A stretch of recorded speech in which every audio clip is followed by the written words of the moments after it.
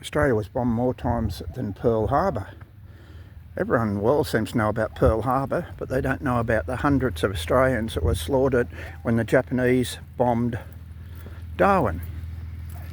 They never know how many because a lot of ships, they had no idea how many people were on them. So this has been here since 1942 for the burial of servicemen and women who died in Northern Australia during the Second World War.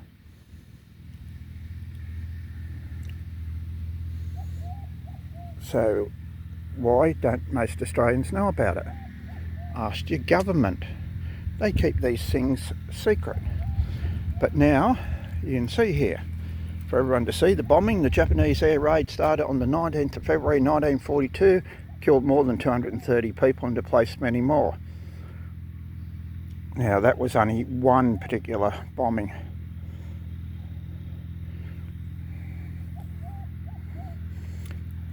But that's only part of it. You can read all about it here at Adelaide River War Cemetery. So we're going to go inside now, the same as what we did when we were in Billisbrook now, when we were at the Anzac Day memorials, Menin Gate, all those places. So we'll go in here, and this war cemetery is maintained, as you can see, on behalf of the Commonwealth War Graves Commission. So it's genuine. How many people know about it? Not many. Right, if you think it's only a few people, I know you won't be able to read all the names there, but hundreds of civilians are buried in the civilian part, and men and women servicemen. There's a register here, and a story of how Australia came almost under the control of the Japanese, if it wasn't for our brave soldiers and help from America and the forces at the UK. Now, around the world, you've probably seen the marble headstones. In this particular climate, the marble didn't last very long, so it became necessary, so you could still read them, to replace them with bronze ones. Now, start off, we'll just walk down there. 31-year-old, 18-year-old, 22-year-old, 38-year-old, 29-year-old, 26-year-old, and we could go on and on at all these young men and women who not only served their country in Northern Australia, and mind you, a lot of them had to fight hard to get their medal too for it, because it wasn't considered active service. Well, if it wasn't active service, I don't think too many of these people here died of malnutrition. They might have, they were captured by the Japanese and put to work on the Burma Railway, but certainly not here. No, they were shot, bombed, died in aircraft accidents.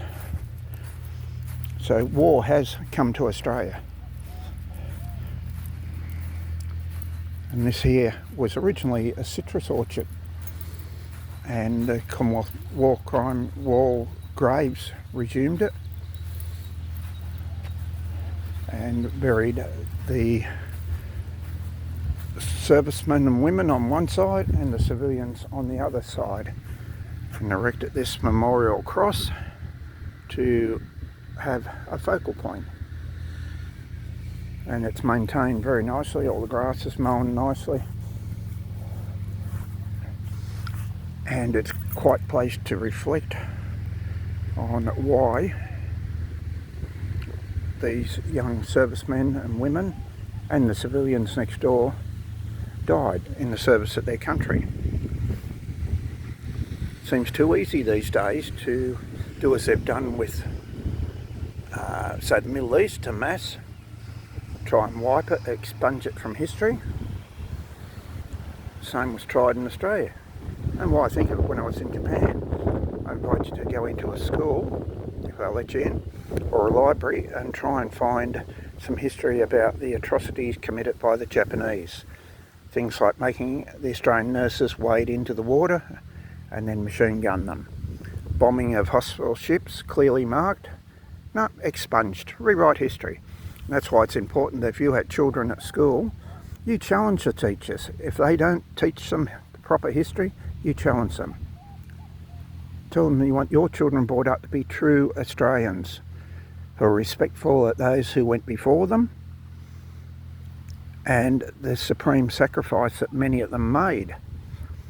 And if a teacher doesn't believe you, suggest that they come to Adelaide River War Grave. They go and look at War Memorial in virtually every little town in Australia and see how many servicemen and women gave or made the ultimate sacrifice of their life to give us a free country. Having done that, we're back to a stage where we've got to fight very hard for it again. Certain influences want to expunge history, rewrite history. Don't let it happen. Now, how do I know all this? Do I have a good teacher? Probably had many good teachers. I actually studied history at university before it became too woke. But no, the real reason that I know and so passionate about Australian history in the Second World War is through one gentleman. And that particular gentleman was at Darwin, fought on the anti-aircraft guns, places like Howard Springs, Adelaide River, and also on the radar. And then they told me. Why would they tell me? Because that person was called Frank. He was my father, and he was a serviceman during the Second World War, based here in the northern part of Australia, and especially places like Adelaide River. So please add comments, subscribe to the channel, and tell us how war has affected your country.